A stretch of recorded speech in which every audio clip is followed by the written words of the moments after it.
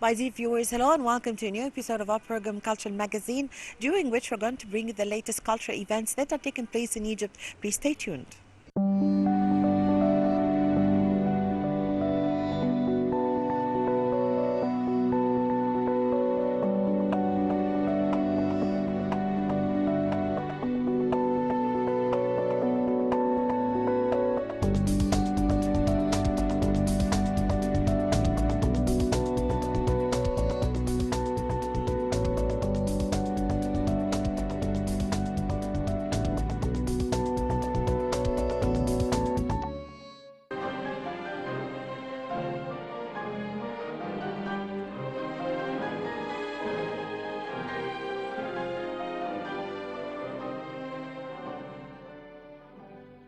In commemoration of the 150th birthday of the famous Russian musician Sergei Rachmaninoff, the Cairo Symphony Orchestra presents a concert led by Maestro Ahmed Saidi, with the participation of soprano singers Dalia Farouk, tenor Amr Medhat, baritone Reda Al-Wakil, and pianist Mohammad Shams, with the Capello Choir conducted and trained by Maya Jivenria at the Cairo Opera House Grand Theatre stage.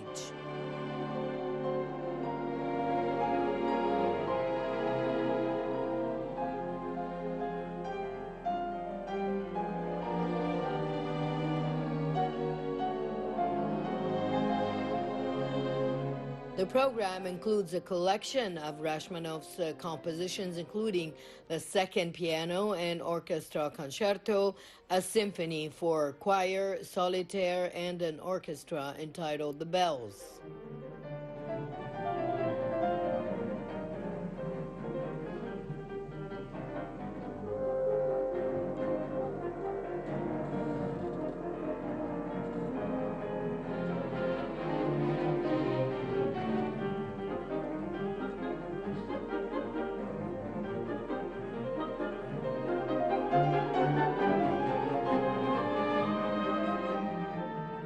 It is noteworthy that Sergei Rachmaninoff was born in 1837 to a family of the nobility that sponsored music during the rule of the Russian Tsars.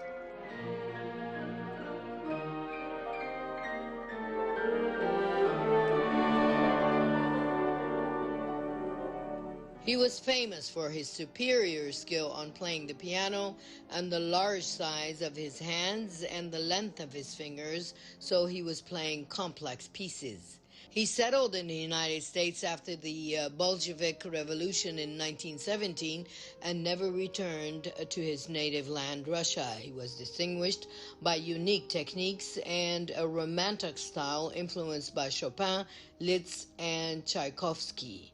Critics considered him one of the most important musicians of the 19th century. He composed in many classical forms and died in 1943 in Beverly Hills, California, and was buried in New York.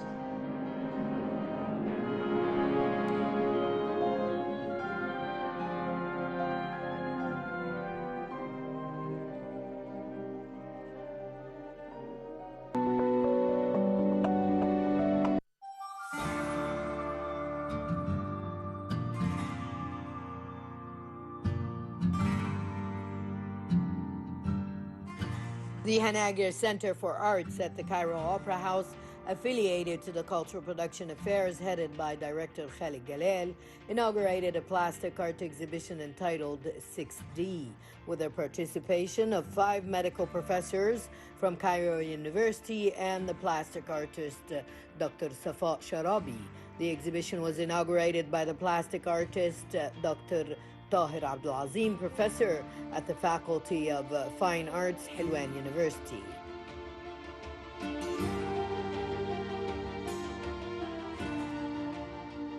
Plastic artist Safa Sharabi participated in the exhibition with 15 paintings of different sizes. The exhibition was distinguished by displaying paintings that deal with landscape of the Bahariya oasis and Siwa, while others focus on portraits and human features that reflect human emotions.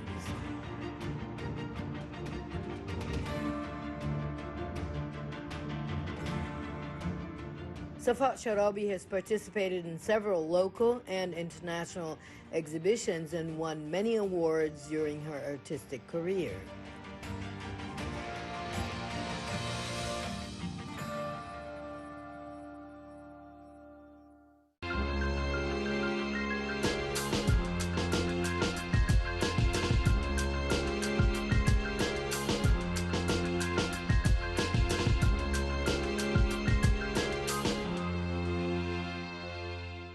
The Ministry of Culture is always keen on preserving heritage in Egypt, especially the artistic heritage, and in boosting the artistic movement in Egypt.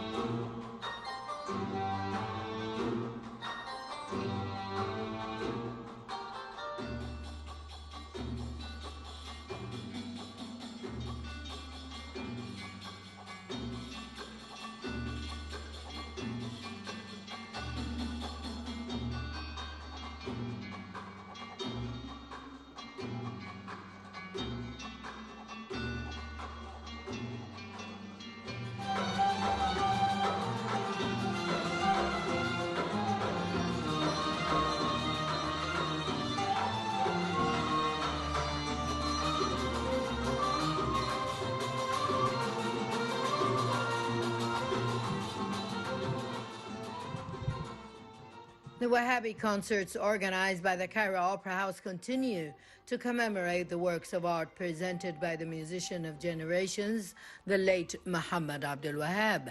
The National Arab Music Ensemble recently presented a concert on the Arab Music Institute stage under the leadership of Maestro Hazim Al-Qasabgi. He composed the concert melodies, which were sung by the stars of the time of beautiful music and art.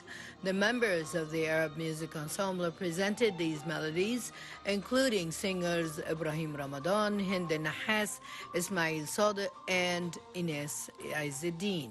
The concert included a selection of compositions of the musician of generations, Abdul Wahab, which the late singer performed, as well as some of the songs he composed for stars of the time. Among these star singers were Kulthum, Nagat al-Saghira, Warda, Shadia, Layla Murad, Fairuz, Faiza Ahmed, Abdul Halim Hafiz, Wadia Safi, Muhammad Abdul Muttalib, and others.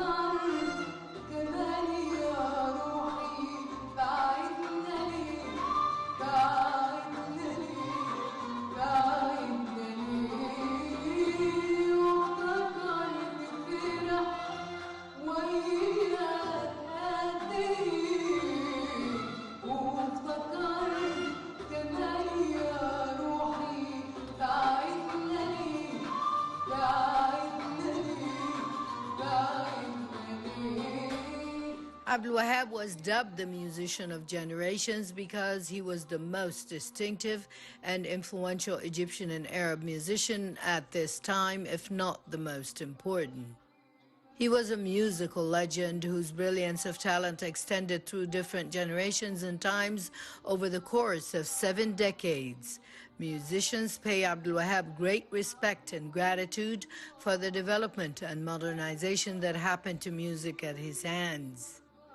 Abdul Wahab's long career, which continued for several generations, his ability not to only exist, but also to influence new generations, and the musical progress that he brought about in all stages of his artistic career.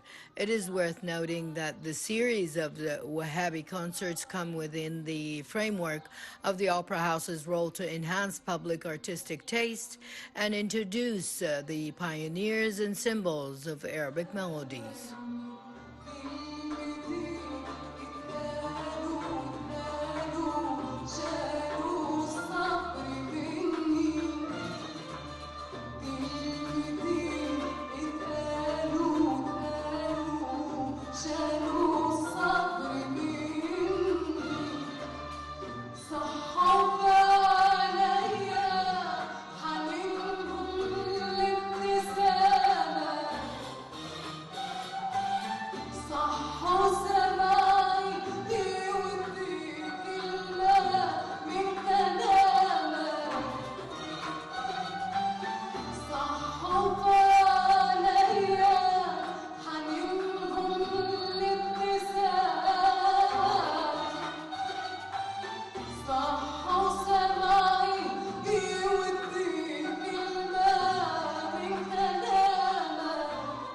This comes in addition to introducing new generations of artistic heritage, which formed an important part of the history and conscience of the Egyptian and Arab people, and in commemoration of works of the generational musician Muhammad Abdul Wahab. It is noteworthy that the Arabic National Music Ensemble was founded in 1989 with the aim of collecting the Arab musical and lyrical heritage and representing it in an advanced academic and scientific manner so that new generations can learn about Arab musical heritage to preserve it from extinction.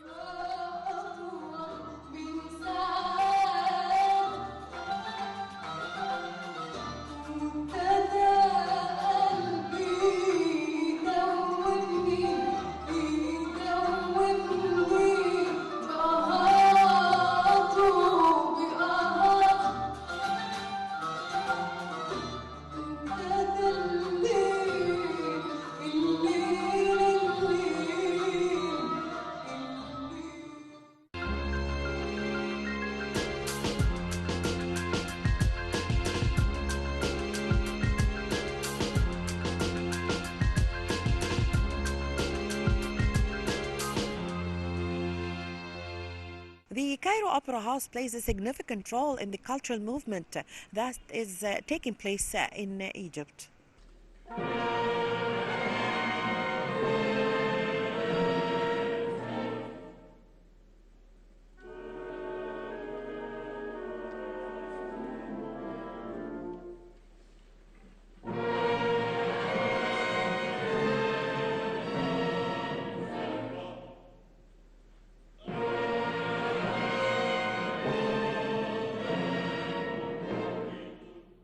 The great maestro Nader Abbasi led a concert which was presented by the Cairo Symphony Orchestra on the Grand Theater at the Cairo Opera House. The concert presented the music and drama of King Oedipus and music between debauchery and dawn, accompanied by the Cairo Symphony Orchestra and the a cappella choir.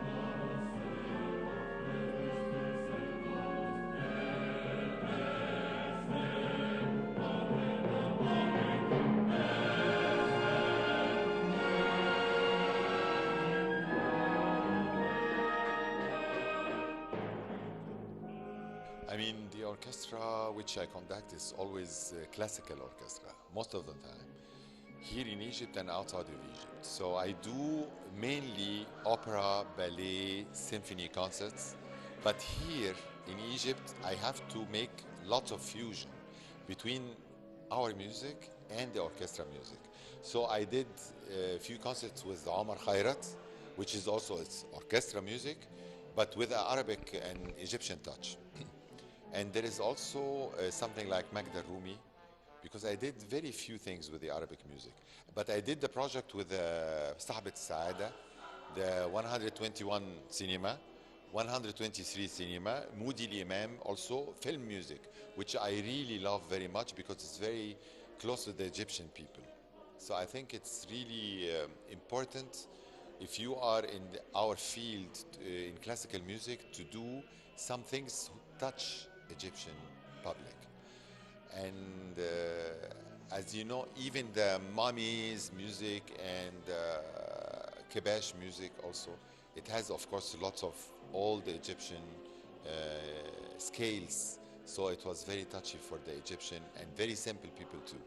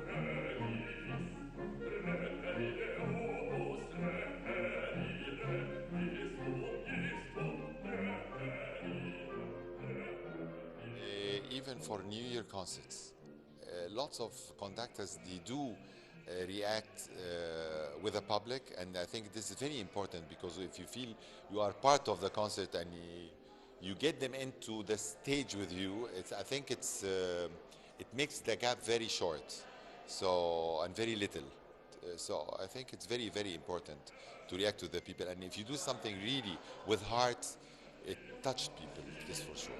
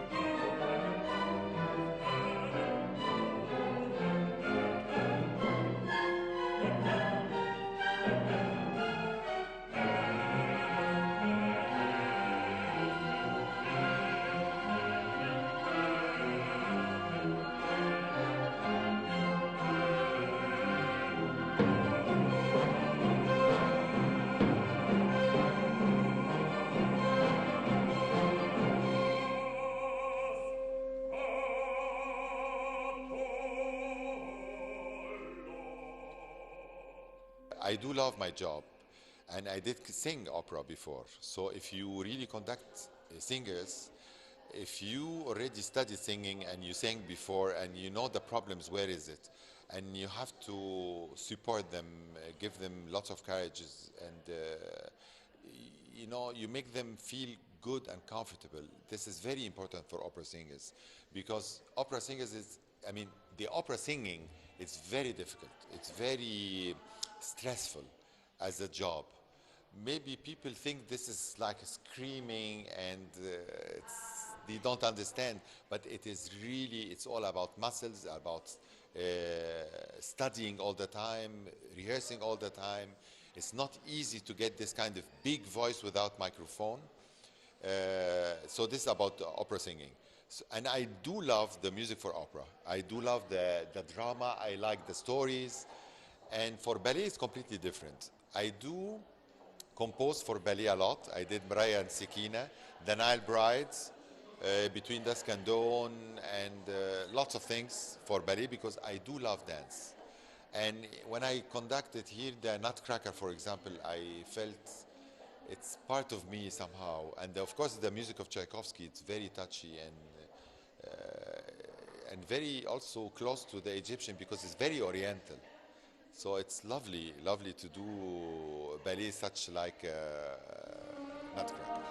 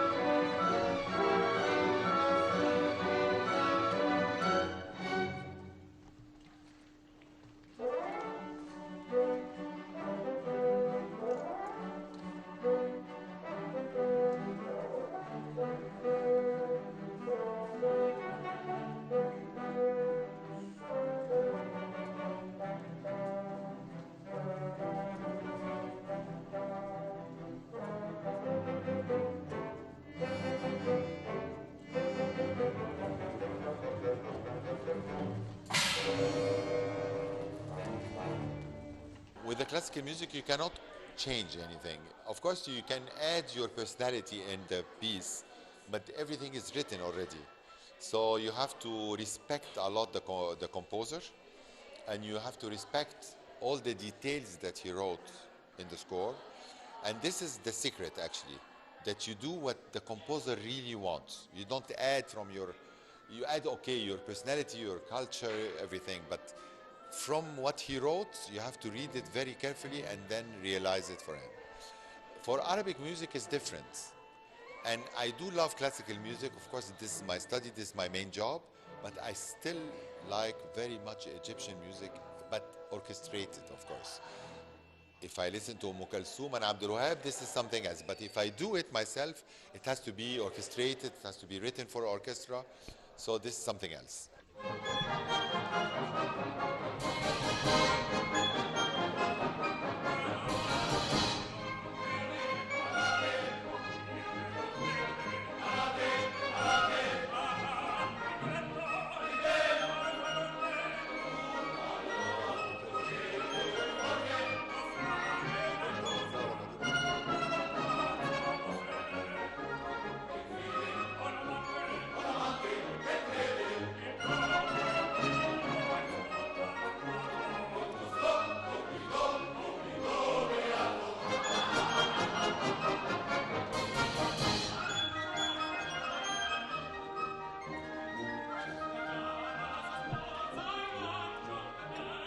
The Cairo Opera House, it's, of course, it's a very old culture from the 1870 when Verdi himself did Aida for Egypt. Of course, the first performance was not Aida, it was Rigoletto because Verdi didn't finish Aida yet at the time. So they opened with Rigoletto, and so it's a big tradition. And from the 60s, of course, they opened the Academy of Art.